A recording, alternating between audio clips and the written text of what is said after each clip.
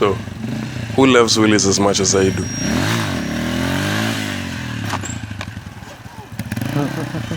All be okay. I move on each and every day. The past is where it stays. Way back a year ago.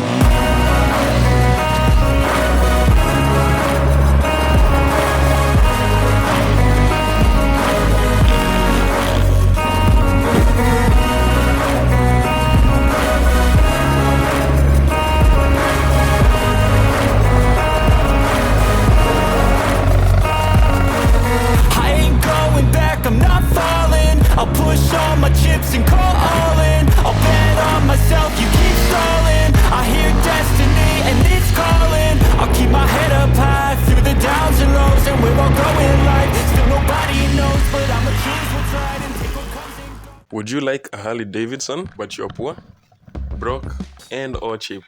Maybe even small, weak, and fragile, that you can't lift a 200 kg hunk of metal once it has fallen down. Or you're just poor, because those things are super expensive. I understand. All those are very valid reasons. Well, your prayers are now answered.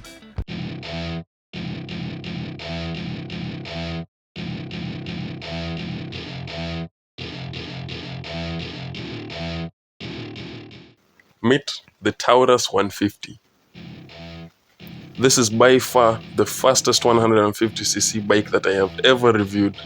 Faster than the Everlast Cougar, which is still my best pick for best value for money for non-off-road bikes.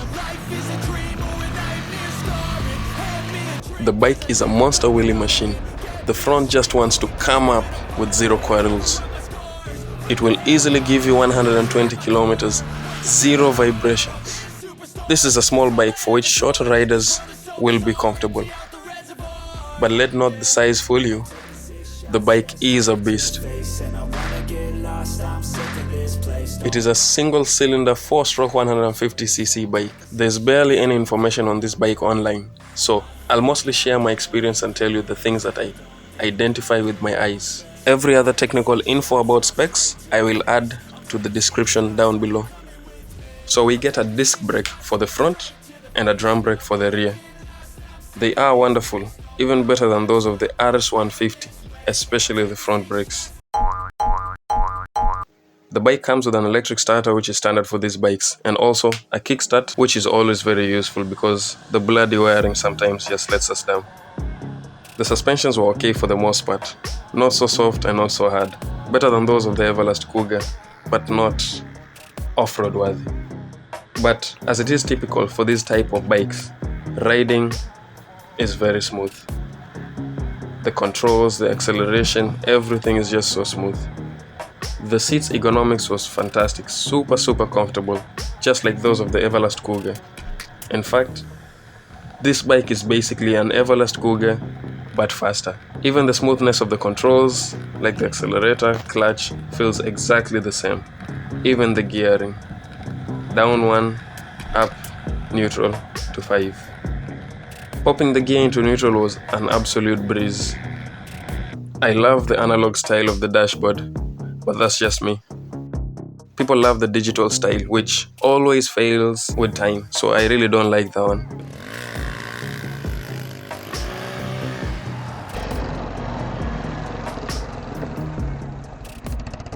As it is tradition, I put it up against the 200cc monstrosity, the Haojin Taurus.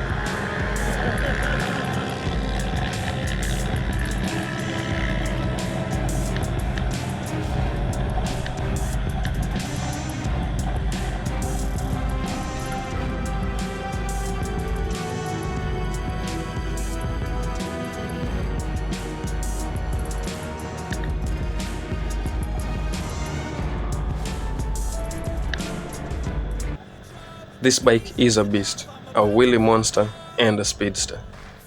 The only disadvantages so far is the price. At 198,000 Kenya shillings, to me that is a lot of money. It's even more expensive than my mighty Haojin Warrior, which now goes for 180,000. The greatest advantage is that you get the fuel economy from the small bike, 150cc. They're not so common, so I'm not very sure about spare part availability. But the owner told me that they're super reliable, barely break down. They've had it for a couple years and haven't really needed to change a lot of things that would be troublesome. If the mighty Warrior didn't exist, I would absolutely say buy the Everlast Cougar. Or this, if you have the extra cash because of that extra power and speed. Even if the Warrior was slightly more expensive, I would still go for the Warrior. Off-road bikes are so much more fun, but if you want better fuel economy and you're maybe a shorter rider who doesn't like tall bikes and also want something more comfortable for longer rides, then the Everlast Cougar is the better bike. That is, if you want a 150cc bike. Stay safe, ride safe.